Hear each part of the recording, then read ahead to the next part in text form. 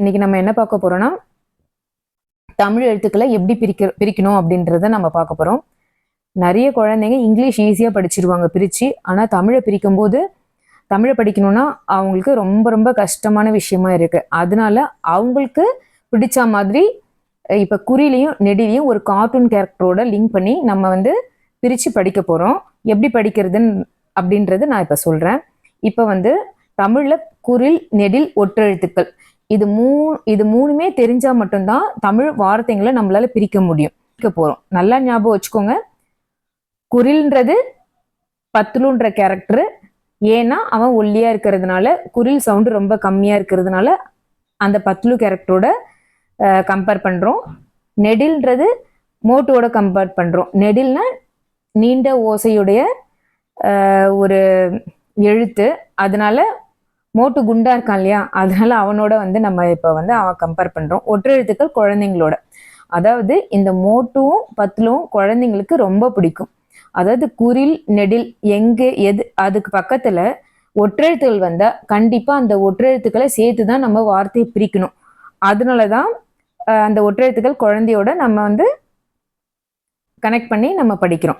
அப்பதான் அந்த குழந்தைங்க ஈஸியா ஒரு வார்த்தையை பார்க்கும்போது பார்த்தோன்னே குறிலா, ஓ இது பத்லு, நெடிலா இது மோட்டு, புள்ளி வச்சு எடுத்துக்கலாம், இது குழந்தைகள் அப்படின்னு சொல்லிட்டு ஈஸியா அவங்களுக்கு ஏற்ற மாதிரி பிரிக்கும் போது அவங்களுக்கு ஒரு இன்ட்ரெஸ்டா அதை அவங்க படிப்பாங்க. வாங்க இப்ப எப்படி பிரிக்கலாம் அப்படின்னு சொல்லிட்டு நம்ம பார்க்கலாம். ஃபர்ஸ்ட் எழுத்து எழுத்து. எழுத்து இப்ப பார்க்கலாம். நம்ம குறியில பத்லுவோடையும் நெடில மோட்டுவோடையும் கம்பேர் பண்ணி ஒற்றெழுத்துக்களை குழந்தைங்களோடையும் கம்பேர் பண்ணி இங்க நம்ம பார்க்க போறோம். ஃபர்ஸ்ட் எழுத்து என்ன பாருங்க, ஏ. ஏன்றது என்னது? குறில். குறில் அப்ப யாரு? பத்லு. அடுத்து என்னது? ரு. ருன்றதும் குறில், அதுவும் யாரு? பத்லு. இங்க பாருங்க புள்ளி வச்சு எழுத்து ஒற்றெழுத்துக்கள். இத்து. இந்த இத்துன்றது யாரு? குழந்தைகள். அப்ப குழந்தைங்களுக்கு மோட்டுவா இருந்தாலும் பத்லுவா இருந்தாலும் ரொம்ப பிடிக்கும். இங்க யாரு இருக்கா? பத்லு இருக்கான். அப்ப குழந்தைங்களுக்கு ரொம்ப பிடிக்கும். அப்ப இந்த இடத்துல அப்படியே பிரிச்சிருங்க. பிரிச்சு படிக்கும்போது எழு இத்து, எழுத்து, எழுத்து அப்படின்னு சொல்லிட்டு படிக்கணும்.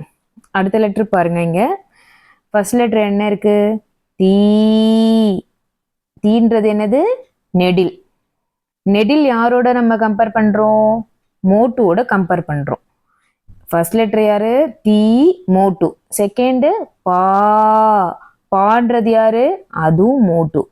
இந்த ரெண்டு எழுத்து பக்கத்துல ஏதாவது குழந்தைகள் இருக்கா? இல்ல. இருந்தா குழந்தைங்களோட சேர்த்து பிரிக்கணும். அப்படி இல்லைன்னா அப்படியே நீங்க பிரிச்சிடணும். இப்ப தீ பா, தீபா. அடுத்து இங்க பாருங்க, வ. வான்றது யாரு? பத்லு. லீ. லீன்றது யாரு? அதுவும் பத்லு. அப்ப இவங்க ரெண்டு பேரையும் சேர்த்து அப்படியே பிரிச்சிடணும். படிக்கும்போது தீபா வலி, வலி, தீபா வலி.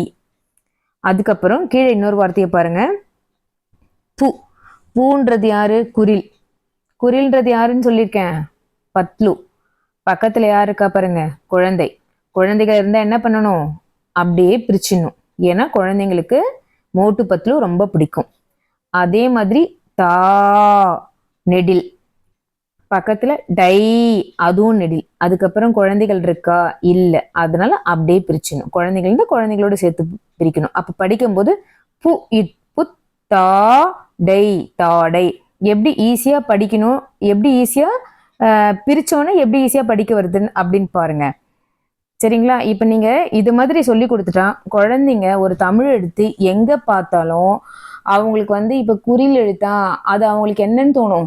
ஓ குறில் எழுத்து பத்லுன்னு தான் தோணும். நெடில்னா மோட்டுன்னு தான் தோணும். புள்ளி இக்கு இங்கிச்சு புள்ளி வச்ச எழுத்துக்கள் பார்த்தோன்னா ஓ இதெல்லாம் குழந்தைங்க. அப்ப பிரிக்கணுன்றதுக்கு ஒரு ஈஸியா ஒரு இன்ட்ரெஸ்டோட பிரிப்பாங்க. சரிங்களா? இது மாதிரி நிறைய நீங்க ட்ரை பண்ணி பார்த்துட்டு எதனா டவுட்னா எனக்கு மெசேஜ் பண்ணுங்க. தேங்க்யூ.